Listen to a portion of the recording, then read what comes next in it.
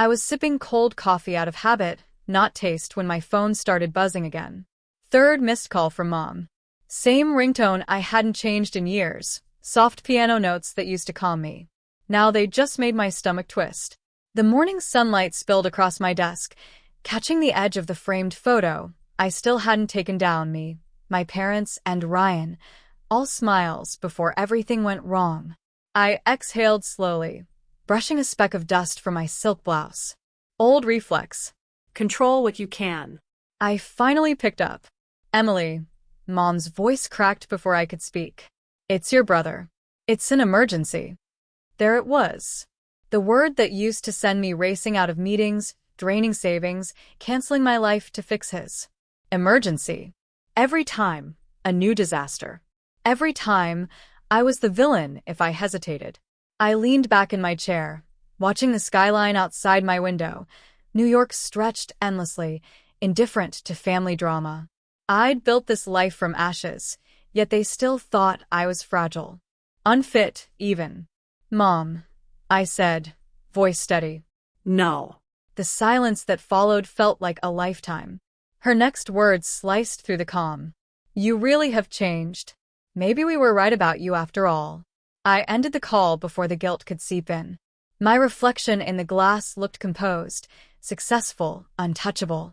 But inside, the old ache throbbed, proof that no matter how far I'd come, some wounds never fully healed. And I knew this wasn't the last call. It was just the beginning. I was 23, the first time I said no. Ryan had crashed his car again. My parents stood in the kitchen, voices trembling between worry and accusation. The smell of burnt coffee lingered. The clock ticked too loudly, and I remember staring at the floor tiles, tracing the cracks like escape routes. Emily, he needs you, Dad said, rubbing his temples. You've always been the responsible one. You can help him get back on track. I was still paying off my student loans, juggling 2 jobs, and living off instant noodles. But none of that mattered. Ryan's chaos always took center stage. Dad, he's 30, I whispered. When does it stop being my job to fix him? Mom's hand flew to her chest like I'd cursed in church. Don't talk like that about your brother. He's struggling. You've always been different. Cold. Cold. That word burned hotter than anything. I turned toward Ryan. He sat slouched, avoiding my eyes, reeking of whiskey and entitlement. You'll help, right, Em? He said softly, like always, like manipulation disguised as charm. I looked at him for a long time, then shook my head. No, Ryan. Not this time. The silence that followed was deafening. Dad's disappointment, Mom's tears, Ryan's smirk fading into fury. You're sick, Mom said finally. You don't feel things right. Maybe we should talk to someone, get you evaluated. They didn't mean therapy.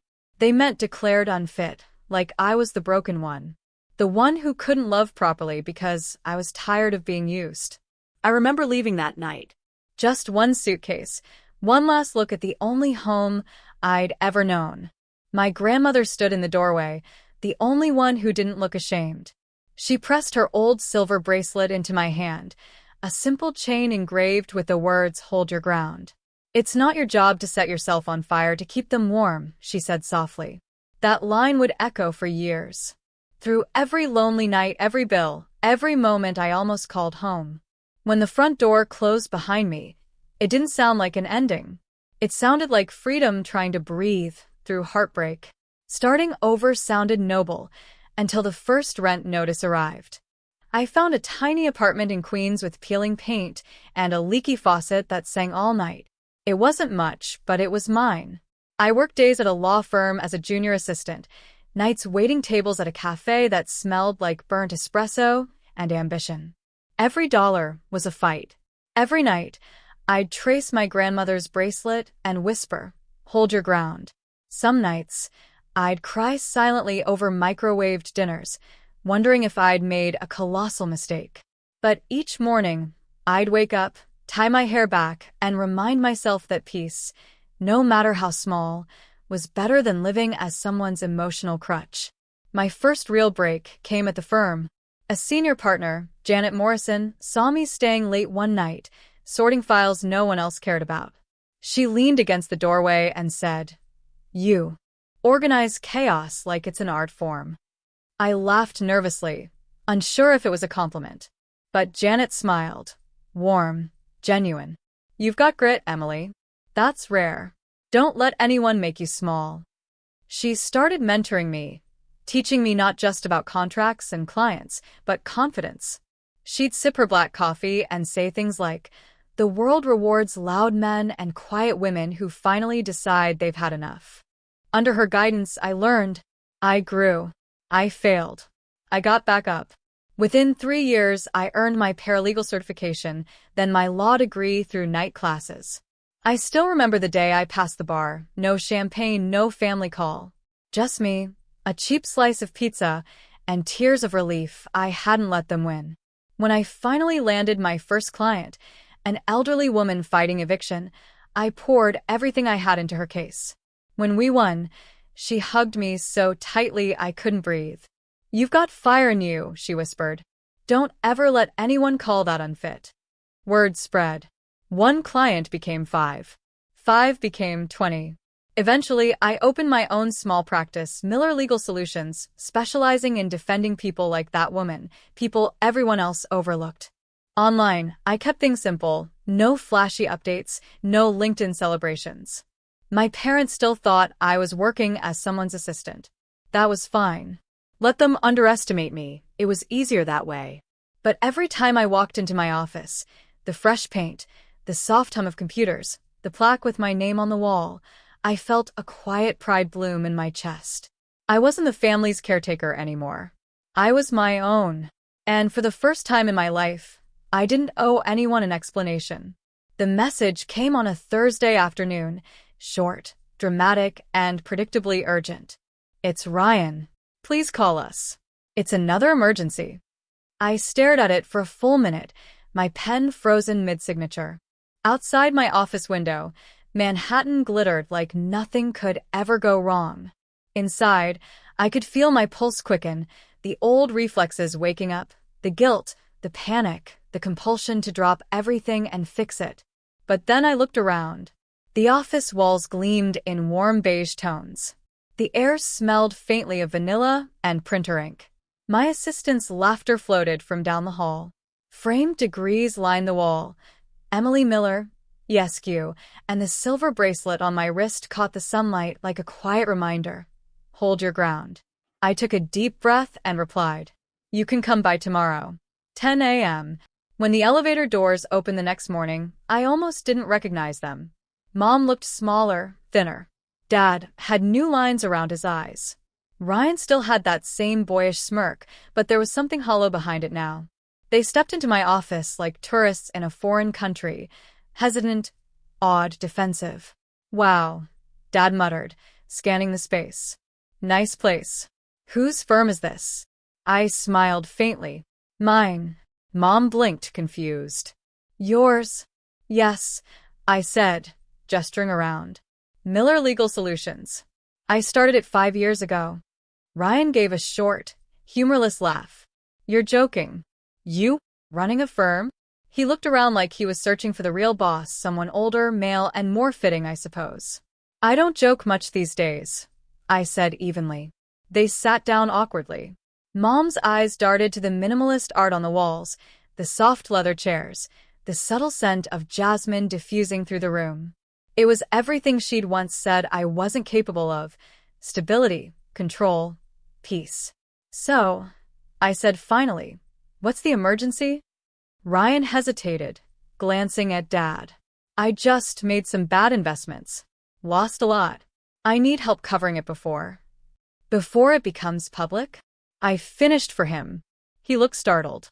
"Yeah." I nodded slowly. "And you came to the sister who's mentally unfit, right?" Mom flinched. "Emily, that was years ago. We were upset. You didn't understand how much pressure we were under." "No," I interrupted, my voice calm but sharp as glass. "You didn't understand how much pressure I was under. Every time he messed up, I was expected to fix it. Every time I said no, you made me question my sanity." The room went silent except for the faint hum of the city beyond the window. Dad leaned forward. We just thought you'd want to help family. I met his eyes. Family doesn't threaten to have you declared unstable because you set a boundary. Ryan's smirk was gone now. He looked lost, small. So, you're not going to help? I stood, walking toward the window. Oh, I will. But not the way you think. When I turned back, their faces reflected in the glass. 3 people I'd once loved blindly, now seeing me clearly for the first time. I'll help, I said softly. On my terms. No more rescues. No more handouts. If you want change, it starts today. They didn't answer. They just sat there, eyes darting between the woman they'd dismissed and the empire she'd quietly built.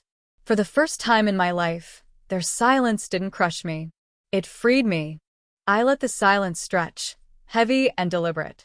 The same kind of silence they used to punish me with. Only now I owned it. Here's what's going to happen, I said finally, my tone steady. Lawyer calm, daughter cold. I'll help you, but not with money. I'm done funding collapses disguised as emergencies. Ryan frowned. Then, what's the point? The point, I said, is growth. He slouched in the chair, muttering under his breath. Dad opened his mouth to intervene, but I raised a hand. No interruptions. You've had your say for years. It's my turn. They froze, startled by the authority in my voice. Ryan, I continued, you're going to rehab. A real one. 30 days minimum. After that, you'll meet with a financial advisor I trust, not one of your poker buddies. You'll get a job, any job, and stay in it for a year. If you do that, I'll consider helping you rebuild. But not before. His jaw tightened. You think you can control my life? I smiled faintly. No, Ryan. I think you've already lost control of it. I'm just offering you a chance to start over. Then I turned to my parents. As for you, if you want a relationship with me, stop calling every time he falls. Stop guilt-tripping me for protecting my peace. You can love us both without enabling him. Mom's eyes welled up. You've become so hard. No, I said gently. I've become clear. For a moment, no one spoke. The air felt cleaner somehow, lighter, as if years of buried resentment were finally breaking apart. Dad leaned back, looking at me like he was seeing a stranger. We didn't realize how much you've changed. I shook my head. I didn't change. I just stopped apologizing for who I am. They left quietly, the door closing with a soft click. I stood there for a long while, my pulse finally steady. Later that evening, I sat alone in my office, the city glowing beyond the windows. I pulled out my grandmother's bracelet, the one that had never left my wrist since that night I walked away. Hold your ground. Her voice echoed in my mind, tender but fierce. I smiled to myself. I did, Grandma, I whispered. And look where it got me. For the first time in years, I didn't feel the ache of being unloved or misunderstood. I felt something else. Power without guilt, peace without apology. That was worth more than any inheritance, any approval, any emergency I'd ever survived. Weeks passed before I heard from them again. It started with a short text from Mom. Ryan checked into rehab. He asked for your bracelet quote. Said he finally gets it. I read it twice, unsure whether to cry or laugh. For years, I'd begged for signs of accountability. Now, they were arriving quietly, like spring after a long, bitter winter. At the office, I caught my reflection in the glass wall. Strong posture, calm eyes, a faint smile I didn't have to fake anymore. My assistant poked her head in. You okay, Ms. Miller? Yeah, I said softly. Better than okay. I thought about how everything had come full circle. The kitchen argument, the suitcase, the endless self-doubt. How the girl they called unstable had become the woman who built a life on her own terms. I started sending my parents short updates, nothing dramatic, just small pieces of honesty. They began responding with gentler words, fewer demands. The distance between us didn't vanish overnight, but it started feeling less like exile and more like choice. A few months later, I received a package with no return label. Inside was a letter from Ryan. The handwriting was messy, but the words were clear. You were right. I hated you for it, but you were right. I'm getting help. I want to earn back your trust, not buy it. Tucked inside the envelope was a silver keychain engraved with 3 words, "Hold your ground." I smiled through tears. Maybe people can change if you stop rescuing them long enough to let them learn. That night, I walked home through the city, cool air brushing against my skin. The world felt wide again, full of possibility. I wasn't angry anymore, just grateful. I paused at a crosswalk, watching the traffic lights shift from red to green, and whispered the truth that had taken me years to understand. They called me unfit because I said no. I murmured. But that no was the first thing I ever got right. And as I stepped forward, I realized something simple and profound. I didn't need their approval to feel whole. I already was.